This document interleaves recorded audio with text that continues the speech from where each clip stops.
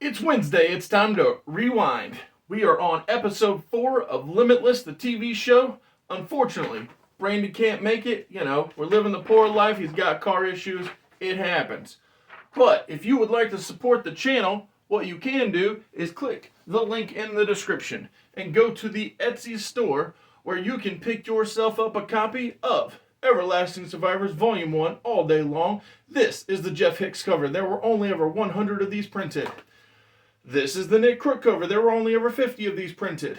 There are very limited first printings still available at Etsy.com. After the open, I will solo go over Limitless, episode 4, page 44. Enjoy.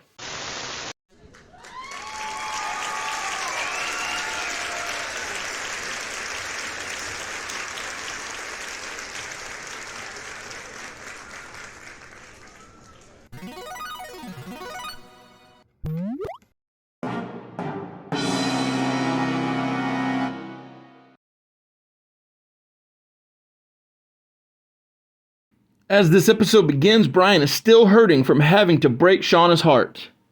So we open with Brian being as close to Eddie as he's ever been, well, so far.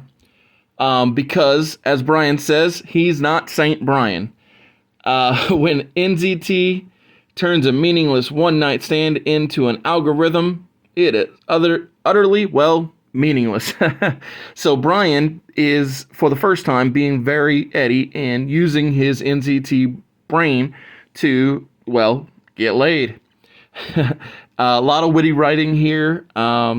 Brian feeling very done with the whole meaninglessness of the one-night stands. That's what's funny. Even when Brian does Eddie-type things, he doesn't think like Eddie, which is, a vast improvement. Brian is in a funk when he shows up to work at the FBI and is wearing a shirt that I've never thought was funny, which is the female body inspector t-shirt, FBI. Boyle says that Brian, please don't spoil the coffee, or don't spill the coffee on the top secret files that he hands him, because Brian, again, being in a funk, is not really all with it. Harris says to Brian, congratulations on your new clearance, because they bring him into the top secret clearance level. With the new clearance, he gets the right to go through somebody's trash, which is, funny. Brian figures out, just by going through the trash and the milk cartons that are in it are passing along information by scratching off the barcodes on the milk cartons. Remember when the one night stands felt meaningless? Well, that led to Brian making friends on the internet. One of the friends showed up here at the FBI. Off NZT, Brian was unable to be sure if Arthur, his friend that he made on the internet, was crazy or a genius. It's funny, I'm not on ZT, but I'd say it's reasonable to assume that both are a possibility, that Arthur is both, crazy and a genius. Brian talking to Brian is still one of my favorite things.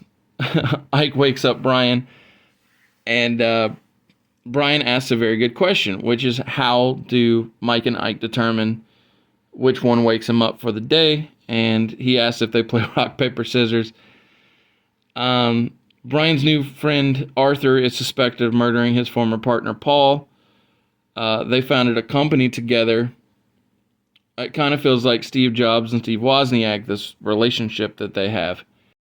Arthur has a funny line that says, if you want to know who killed Paul, find the mouse. It reminded me of the old Heroes TV shows, Save the Cheerleader, Save the World, except in this case, find the mouse, find the killer.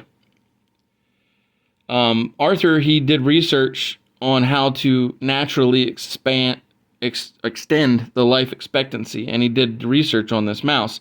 That's why it's so valuable and why he suspects it's been taken to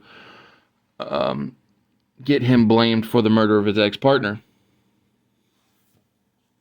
Brian's unsure of what to do, so he goes to Rebecca for advice, And it's funny because Harris basically tells Brian to help out his friend, which surprises him. Brian is like, "You're telling me to blow off the FBI?" And she said, "No, not blow them off, just prioritize." Brian and Rebecca have a bonding moment when talking about her father's art. Harris still thinks her dad took NCT. Brian is totally here for her because family is so important to him, which is, proven by him using NZT to figure out what was wrong with his own father. Brian breaks away from Mike and Ike and goes to the company that Arthur and Paul had founded. It's Klaxon. Only he gets caught very, very quickly. Rebecca comes to Brian's rescue when he's in trouble by flashing her badge, and it really shows how much he can rely on her. And Brian asks himself, or us, the audience, how is he going to repay her betrayal, but not just basic or not just regular betrayal, high treason. Because if you remember right, in the last episode, Mara sent a guy named Sands to coerce Brian into getting him the information that the FBI has on NCT. It's in this moment when Brian is realizing that he might stab his close friend in the back and commit high treason, and he says, or that he realizes that he has to lie, but it doesn't have to be to Rebecca. So Brian takes a risk lying to the folks who keep his health in their hands. Brian spends his time, his limited free time, composing fake FBI information to give to Sands. But the thing that I find strange about this episode is he doesn't actually give it to Sands or Mara. We have a new middle person. They're completely unnamed, and they seem, out of nowhere to show up. Brian is trying to drop off the information when a lady runs or appears to be jogging and picks up the information. After this unexpected person was added, Brian is back at the FBI and says what I think is a really great line, which is just another shift at the Genius Factory, which I love. I mean, like, man, Brian is so good at this, or the writers who are writing Brian's lines are really good at this. Unfortunately, not long after Brian drops off his fake information, Brian's dad ends up back in the hospital. Papa Finch is fighting, which is, good. However, Brian is suspicious, as he should be, because Mora is for sure behind this turn of events. Brian doesn't have to wonder long as Mr. Sands reveals that reveals what Brian suspicioned is true, and Mora is behind his dad being back in the hospital due to Brian giving them fake information. Sands gives him a compliment saying that, hey, this was some really good fake stuff, but it wasn't so good that they couldn't figure it out. And Sands has a really good line, which was, "You did this, but you have the power for the moment to undo it." Really great dialogue from the writers here. And after his dad goes to the hospital, Brian is finally ready to do what he doesn't want to do, which is be bad. While the FBI interview a spy that they've found throughout the episode, Brian is plotting out what he is going to do to get the information that the FBI has on NZT. The fun thing is that everything that the spy describes in his interrogation mirrors the actions that Brian is taking to go down this bad path. So much so that when the spy is closing out his argument, he says, "In fact, I still consider myself a patriot." It's such great writing to have these two events connect to one another. At the end of the episode, Brian and Rebecca prove Arthur is innocent. And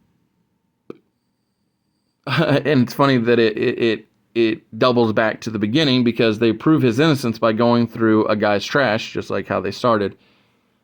I just hate that Brian has been forced to do bad. It is revealed after Brian steals the FBI's NZT information that the FBI knew Rebecca Harris's father took NZT,